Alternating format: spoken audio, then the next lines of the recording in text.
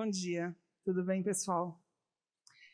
Muito bom tudo que a gente ouviu aqui hoje. Eu fico muito feliz de poder entender um pouco mais o que essa cultura, essa nova geração tem pensado e como é positivo o resultado, apesar de a gente olhar para a cultura muitas vezes como esse lugar não tão acolhedor para o cristianismo hoje, mas a gente entender que esses adolescentes têm visto sentido ainda em crer num Cristo vivo e que tem transformado as nossas histórias. Eu faço parte da Missão Steiger, como foi dito, e a gente tem como foco esse público, o nosso foco de alcance, de discipulado, de evangelismo, essa galera mais jovem, né? A janela é um pouco maior, é dos 14 aos 35, mas a gente passa pela geração Z. Então, a gente tem estudado muito sobre isso, a gente tem pesquisado muito sobre essa galera, a gente tem se relacionado de uma maneira muito contextualizada com essa galera. Então, tanto o jovem cristão como o jovem não cristão, né? Então, essa pesquisa ela aponta para o jovem cristão, mas a gente tem muito caminhado com uma galera que não vê sentido nenhum no evangelho, que não vê sentido numa religião institucionalizada como o cristianismo. Mas ainda assim, a gente sabendo que tem um bando de jovem que ama Jesus e que está disposto a ser relevante nesse tempo, nesse momento, para a geração deles, é reconfortante, não é mesmo? Então, depois de toda essa excelente e profunda apresentação que a gente teve aqui, a gente pode chegar à conclusão que a gente tem também um grande desafio pela frente. Porque a cultura mudou. E ela mudou severamente. A partir da minha geração, por exemplo, eu tenho 45 anos. E eu fui adolescente nos anos 90. Quando eu olho hoje, é completamente diferente o cenário. As questões são completamente diferentes das que a gente enfrentava quando a gente era mais jovens, né? Então, como a gente tem esse trabalho com esse alcance, esse discipulado da cultura jovem global, e aí a gente olha para esse contexto cultural, a gente olha para esse contexto social, e a partir desses relacionamentos que a gente estabelece com essa cultura, o que a gente nota? O que nós temos notado como missão? Que nós estamos num ambiente extremamente secularizado, num ambiente humanista, onde o homem agora está no centro de todas as coisas, relativista, então não existe mais verdades absolutas, a gente tem vivido esse momento de pós-verdade, onde cada um tem a sua própria verdade, e cada vez mais individualista. Nós perdemos um pouco desse senso de coletividade, né? Hoje em dia todo mundo, o jovem de hoje, ele prefere ficar dentro de casa, no seu quarto, com o seu celular, com o seu videogame, e ali, beleza, ele não sente muito essa necessidade de estar em relacionamentos, né, pessoais, né, presenciais, e eu acho que isso acaba assustando um pouco a gente, né, que vem de uma geração que não tinha celular, então você marcava um lugar e você ia lá, você já sabia onde você ia encontrar as pessoas. Hoje em dia, tudo acontece aqui. Então, as amizades, os relacionamentos, todo tipo de relacionamento acontece a partir da palma da mão, né? Então, essa era, hoje, essa geração atual, ela é uma geração muito focada nessa questão do indivíduo autônomo, né? E que leva as pessoas a acreditarem que elas são responsáveis pelo seu próprio bem-estar. Então, elas têm essa busca constante por uma autorrealização e que são adquiridas por meio do conforto, por meio do consumismo e por meio do entretenimento. Essa visão de mundo secularizado, ela está profundamente atrelada ao coração dessa atual juventude. E ela determina a forma como ela enxerga a sociedade, a forma como ela se relaciona, a forma como ela ama, as escolhas que ela tem feito com relação ao seu futuro e influencia de maneira geral todas as áreas da sua vida. É um processo, muitas vezes, sutil, porque afinal, não é tão escancarado, né? Ela acontece, essa influência da cultura, ela acontece por meio das coisas que a gente consome. Então, De repente a gente está lá assistindo uma série, maratonando uma série, e tem algo naquela série que nos confrontam como cristãos. Então a gente olha e fala, cara, isso aqui, será que é legal eu ver isso? Como que meu coração tem que estar diante disso? Como a minha mente tem que estar diante disso? E aí, legal. Aí você assiste um episódio, você assiste 2 episódios, você assiste 3. Chega no quarto, você fala, não é tão grave assim. É tranquilo. Não vamos ser careta, não vamos ser, tipo, conservador, né? Vamos ver de outra forma. E é sutil pelas músicas que a gente consome, por todas as coisas e esse ambiente onde a gente está inserido, nas mídias sociais, a gente é bombardeado por essas coisas o tempo inteiro. Então, é um processo muitas vezes sutil e que silenciosamente submete não apenas a mente do jovem não cristão, mas também a nossa. E muitas vezes estamos inseridos no corpo e servindo a cultura por meio de uma vida missional. Então, a gente não está seguro porque a gente está dentro da igreja, porque a gente está atuando no ministério, porque a gente tem falado de Jesus para as pessoas, porque a gente tem tido um bom testemunho para quem nos observa. Isso não é suficiente. Muitas vezes a nossa mente ela é completamente influenciada por isso. E essa atual geração, ela abraça os mesmos valores, elas ouvem as mesmas músicas, elas seguem os mesmos influenciadores digitais, ela compartilha e curte os mesmos posts nas redes sociais e forma hoje a maior cultura global que já existiu. Então, nunca houve um fenômeno como esse antes. Isso é resultado da internet, né? Isso é resultado das mídias sociais e tudo mais. Mas é muito louco pensar que você, por exemplo, você sai aqui de São Paulo e você vai para a Turquia, vamos dizer assim, para a Alemanha, para a França. Cara, a roupa que você está vestindo aqui, quando você chega lá, você não está fora de contexto. É muito universalizado algumas coisas. Então, eles estão ouvindo as mesmas músicas. Todo mundo conhece a Beyoncé. Todo mundo conhece o Bruno Mars. Todo mundo conhece os mesmos influenciadores. Então, é muito comum. A internet ela promoveu hoje essa maior comunidade, essa maior cultura global que a gente observa por aí. Né? E, inclusive, os nossos jovens, dentro das nossas igrejas, eles estão sujeitos, submissos aos ataques dessa cultura. Né? O Timothy Keller tem um livro incrível, Deus na Era Secular. Eu recomendo que vocês leiam esse livro. Ele é muito bom. E ele faz aqui um alerta sobre essa questão. E eu acho que isso envolve muitos nossos jovens. Tem uma frase dentro do livro que ele diz assim. Acho que é assim mesmo.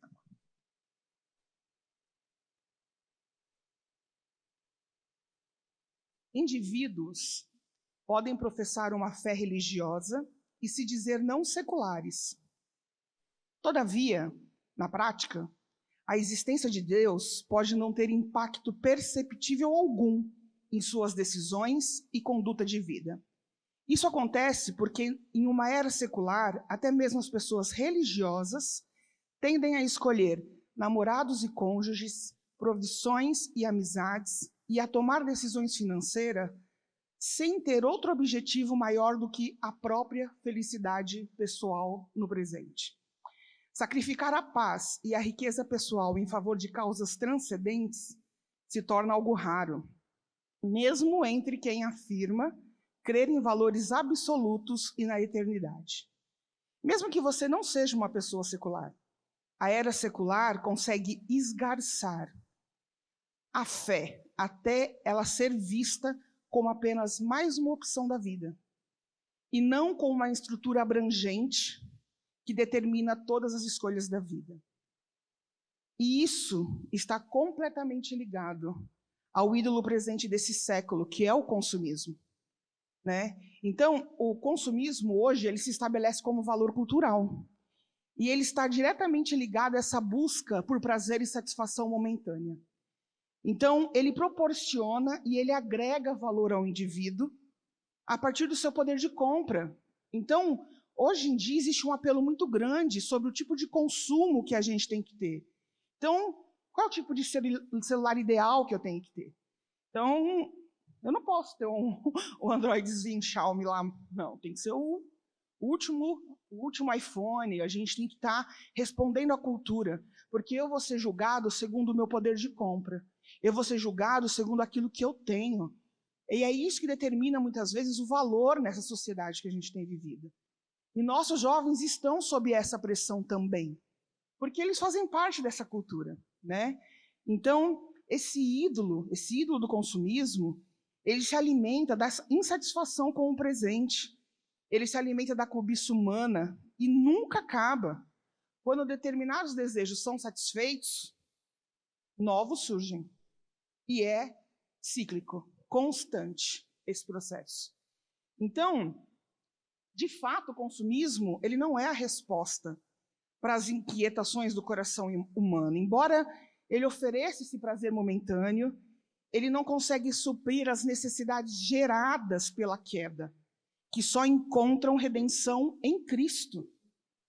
Não tem como, né? A atual geração ela é guiada por sentimentos de sinto, logo existo, contrariando a máxima anterior, né, de Descartes, que é penso, logo existo. E isso não tem acontecido nas nossas igrejas? Quanto sentimentalismo está envolvido na nossa busca por Deus?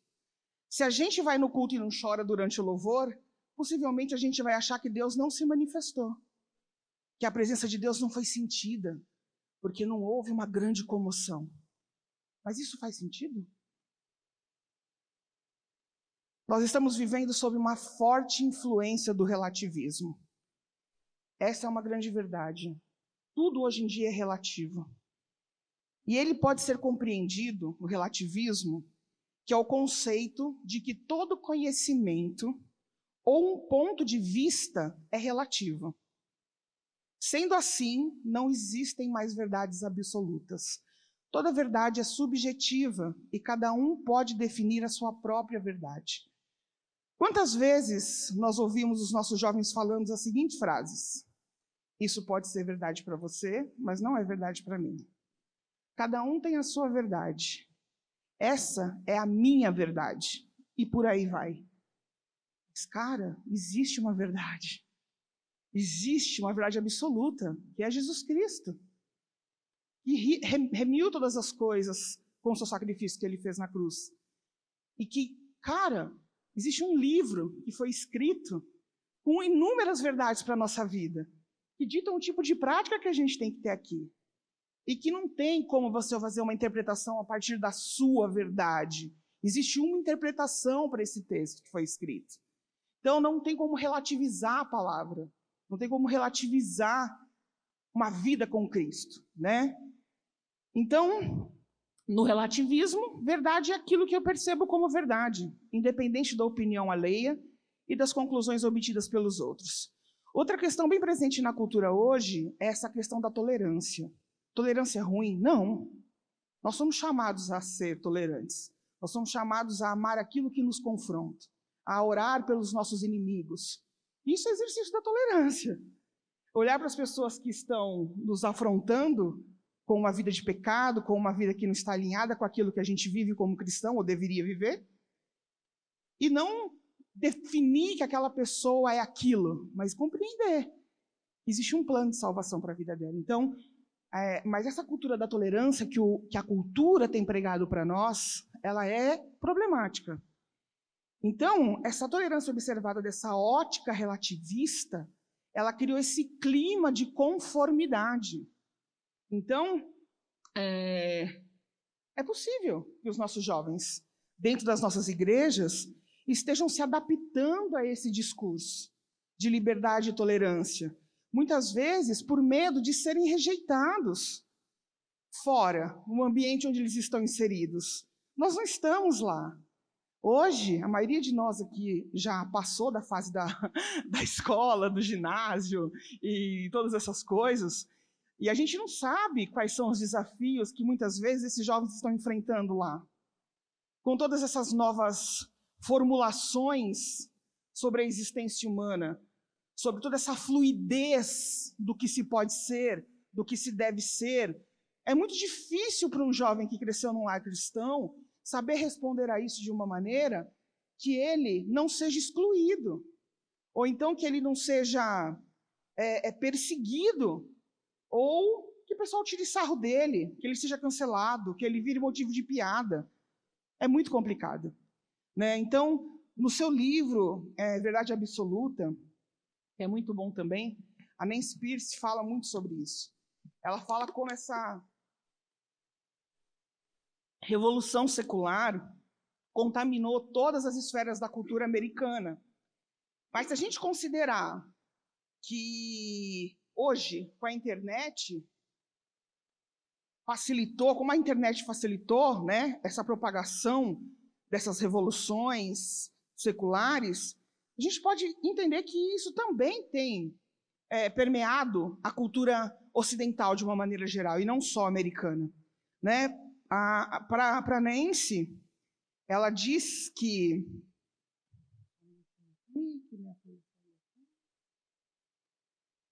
o que a Nancy fala para a gente?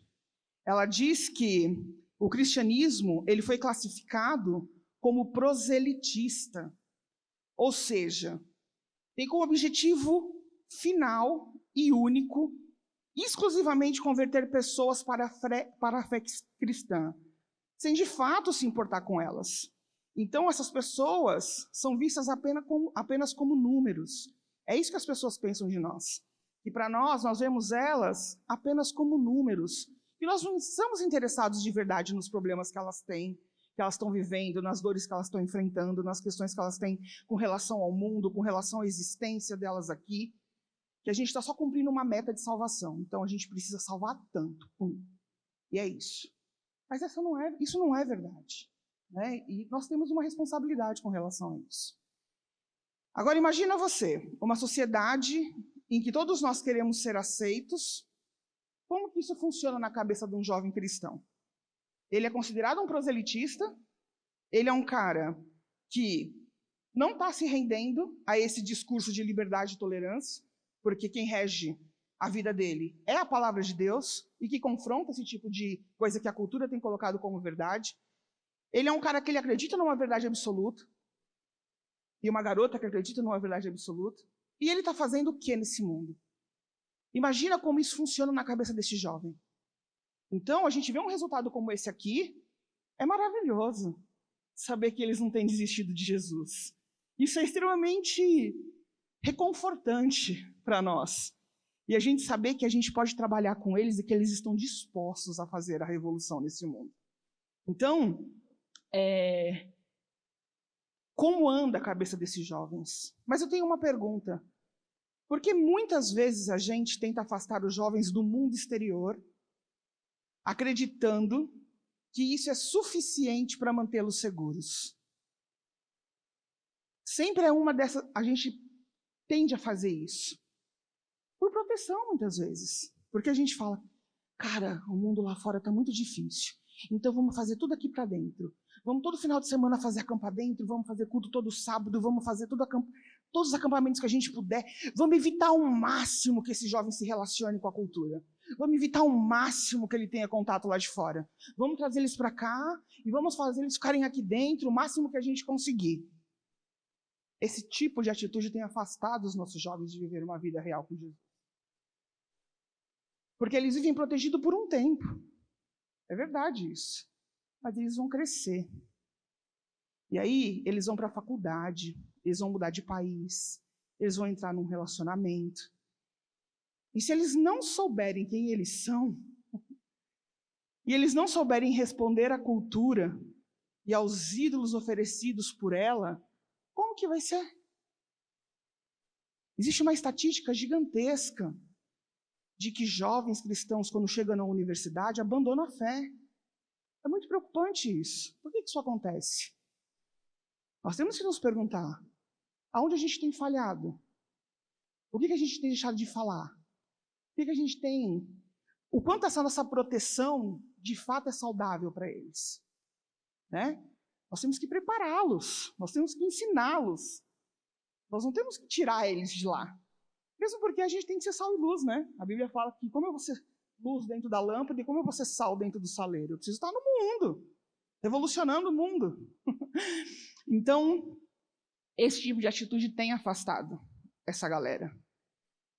E aí, quando estamos em ações de alcance na rua, com o Steiger, uma das coisas que a gente observa muito, a gente faz muitas ações de evangelismo, né, que é o nosso foco missionário.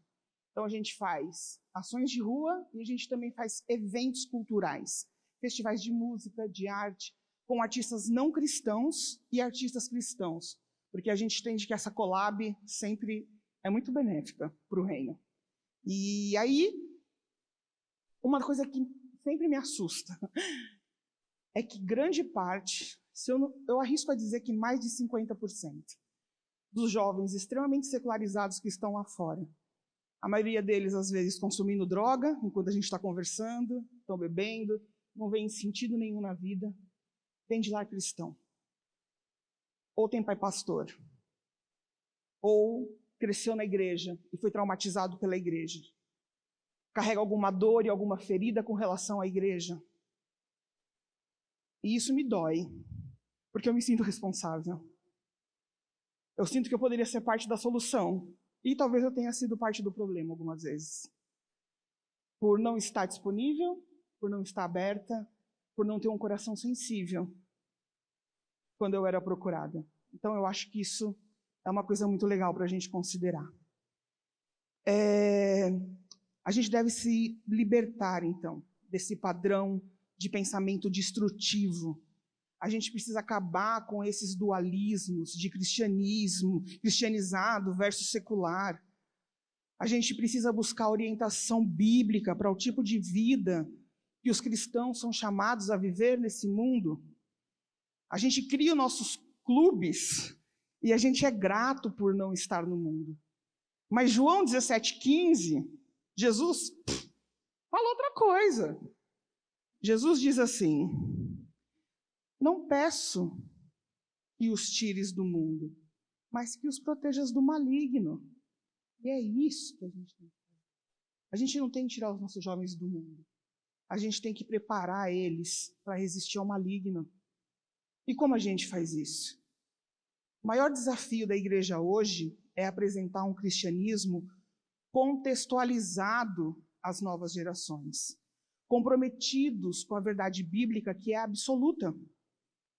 Os desafios enfrentados hoje não são os mesmos enfrentados pela geração anterior. A igreja precisa resistir ao espírito dessa era, ao mesmo tempo que reconhece e se relaciona com a cultura. A cosmovisão secularista, que é onde esses jovens estão inseridos, ela é dualista, ela é humanista. Humanista tira Deus da jogada, é tudo sobre o homem. O homem é o seu próprio centro. Ela é relativista, ela é consumista, ela é hedonista, busca constante por prazer, por sensações, por sentimentos, por acolhimento, né? Mas não esse acolhimento como nós devemos dar. Esse acolhimento de qualquer um que vai corresponder àquilo que eu tenho a minha expectativa, né? E ela nega a soberania de Deus na criação e a sua atuação ao longo da história da humanidade. Então a gente precisa conhecer a nossa cultura local. A gente precisa conhecer o ambiente que os nossos jovens estão inseridos. Que tipo de cultura eles estão consumindo? Quem são as pessoas que eles admiram? Quem eles estão seguindo nas redes sociais? Qual é o discurso dessas pessoas? O que elas estão dizendo? Qual é o discurso que eles estão validando e que eles estão ouvindo sem filtro e estão tomando como verdade? Se a gente não for lá ouvir e entender, a gente não vai conseguir responder. E aí, muitas vezes, a gente até vai, mas a gente vai com aquele ânimo de vou desconstruir tudo, pá. Mas, gente, nós estamos falando de cosmovisão. A gente está falando de algo que é valioso para uma pessoa. Nós somos mais adultos, a gente consegue interpretar os grandes problemas que existem em alguns discursos, mas talvez para ele aquilo é muito importante. E quando a minha atitude é de desmoralizar e desconstruir, mas não de ensinar, acabou, eu perdi esse jovem. Porque aquilo é valioso para ele, e eu não considerei que aquilo era valioso para ele. Então, nós temos que entender isso. A gente é o adulto, né? A gente está mais preparado, a gente anda mais tempo com Cristo. A gente está vivendo isso há muito mais tempo. Então,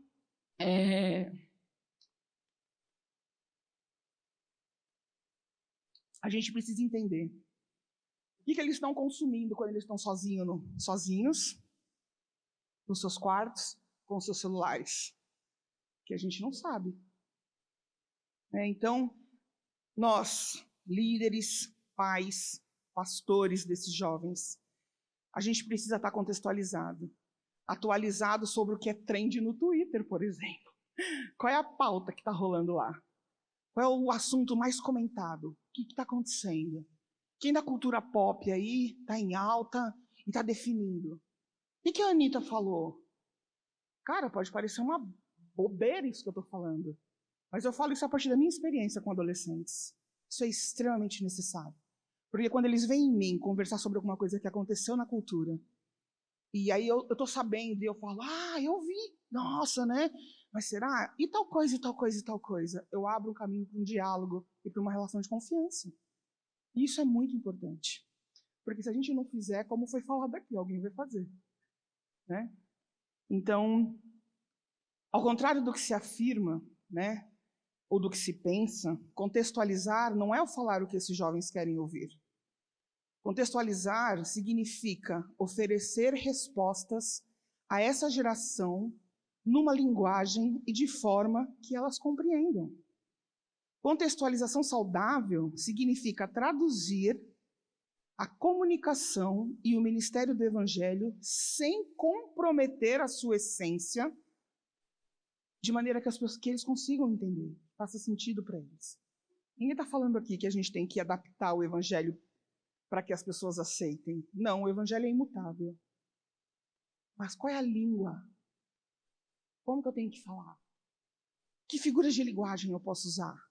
Quais são as conexões que eu consigo fazer para que isso faça sentido para quem me ouve? Isso é muito importante. Então, o Evangelho contextualizado, ele é marcado por clareza e poder de atração. Ele desafia a autossuficiência do pecador e o chama ao arrependimento. Ele se adapta à cultura e faz contato com ela, ao mesmo tempo que a desafia e a confronta. Quando contextualizamos, mostramos às pessoas como as esperanças dos corações só encontram um final feliz em Cristo. A capacidade de contextualizar é um dos grandes segredos do ministério eficaz. Sabemos que não será fácil. Isso vai exigir de nós. Vai exigir que a gente faça pesquisa, que a gente entenda o que a galera está ouvindo, o que eles estão curtindo. E vai exigir muito mais, uma dependência exclusiva de Deus. Porque nós temos que estar sensíveis ao Espírito Santo para entender como agir, como fazer, até onde eu devo ir. Né? Então, nós vivemos hoje na geração autêntica. As pessoas querem ser reconhecidas por serem autênticas. Essa é a grande verdade. Em um mundo de informações distorcidas, de fake news, de propaganda enganosa, a geração Z tem procurado por algo verdadeiro e autêntico. Então, a gente somente vai ser respeitado como líderes, como pai, como pastor, se a gente demonstrar e praticar um estilo de vida autêntico. Então, líderes que expressam o caráter de Deus em suas relações e na sua maneira de viver. A gente também é chamado para estabelecer essa ponte com os não cristãos. E por meio disso dá testemunho de um serviço generoso e genuíno, não somente para os da fé, mas também para aqueles que não são da fé. Porque como é fácil amar, né, os nossos amigos, mas é difícil amar aqueles que nos perseguem. E aí, qual é o exemplo de justiça e amor? Eu faço justiça, mesmo por aquele que me persegue. Isso é o maior exemplo do amor de Cristo por alguém. Né? Então, o trabalho dos cristãos como servo do Deus vivo não é só salvar pessoas, mas também amá-las. É espalhar as boas novas do Evangelho, inspirados e impulsionados pelo poder do Espírito Santo. E é com questões dessa sociedade que os nossos jovens esperam que a gente se importe. Como foi dito aqui inúmeras vezes, com causas sociais, com causas ambientais, na luta por direitos humanos, na luta por igualdade de gênero, em questões antirraciais, pautas como abuso sexual. É isso que eles esperam ouvir daqui, de nós, que a gente se importa com essas coisas. Então, eles são inspirados e motivados pelo exemplo, e eles resistem ao autoritarismo. Então, meu irmão, se você chegar dando ordem, ele até vai te obedecer na sua frente, mas só na sua frente. E aí o fruto não vai ser muito bom. Então, eles resistem ao autoritarismo. Portanto, um líder, ele precisa ser alguém inspirador, que está aberto a ouvir, aberto a mudar, aberto a se arrepender. Ele é disposto a estar vulnerável. Às vezes a gente tem a falsa ideia que a gente precisa ser uma coluna diante dos nossos olhos. Vão olhar para mim, vão ver em mim alguém que está sempre certo, alguém que não fraqueja, alguém que não peca, alguém que não erra. Não faz sentido para essa nova geração. Se eles olharem para você e veem em você alguém que peca, alguém que não é perfeito, mas que assume o seu erro e muda, isso inspira. Ninguém confia em alguém que é tão perfeito. Eu não consigo confessar coisas minhas com alguém que é muito perfeito. Eu me sinto intimidado. Mas se é uma pessoa que também tem problemas, que eu vejo que falo, cara, olha, a gente não é perfeito, que bom. Então, vamos junto aqui, um orando pelo outro, um caminhando com o outro, e aí a gente vai melhorando, cobrando um ao outro, instruindo um ao outro, dentro da palavra de Deus, para que a gente possa ser cada vez mais parecido com Cristo. Eu acho que é isso. Né? Então, é mais fácil eles confiarem em se abrirem em alguém que também está disposto a mostrar as suas inseguranças, seus medos e a dividir as suas frustrações.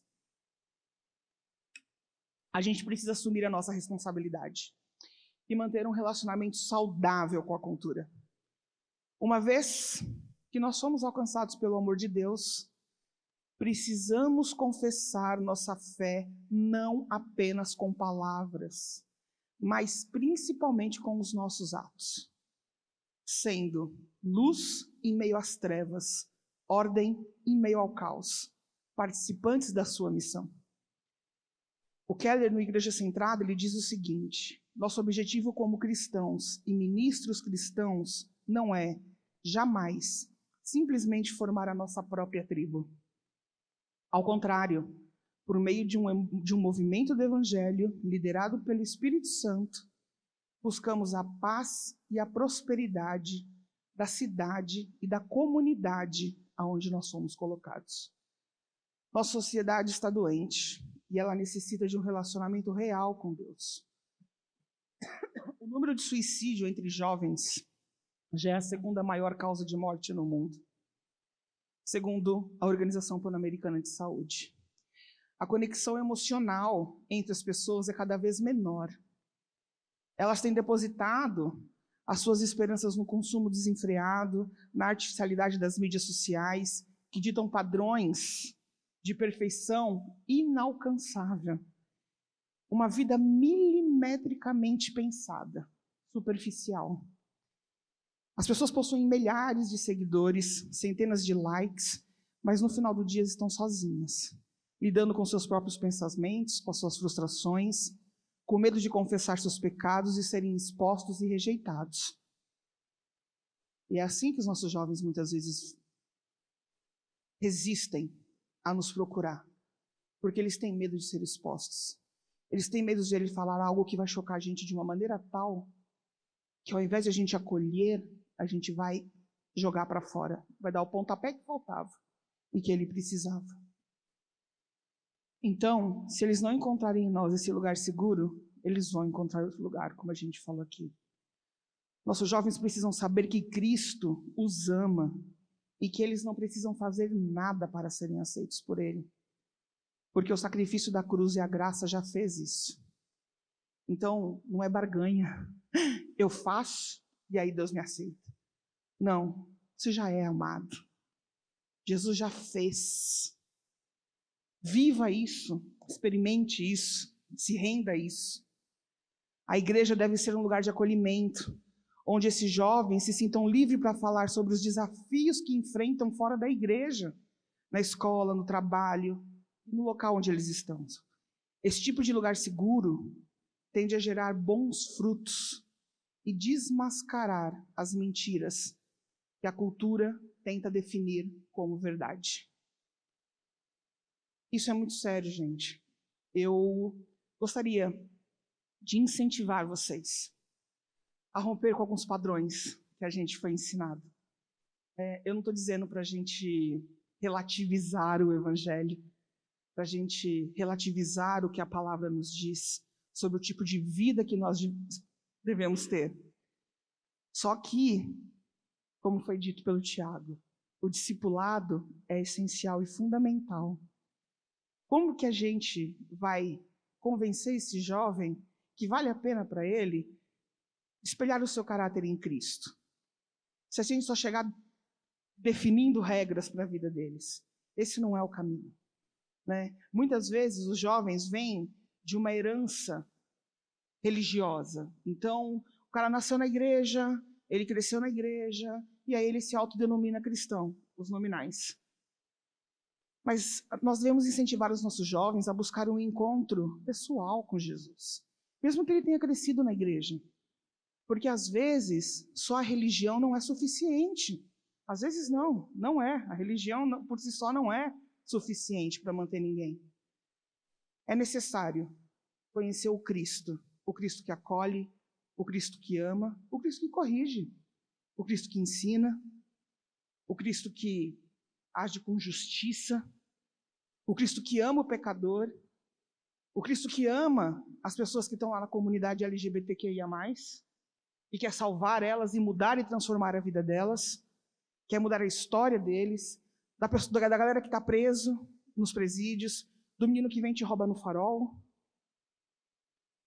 Todas essas coisas. É muito difícil às vezes para a gente ter empatia e ter amor. E nisso, essa galera jovem dá um banho na gente. Porque eles conseguem olhar com empatia. Eles conseguem entender que existe uma carência de um Jesus ali. Então, isso é o que eu gostaria de deixar com vocês.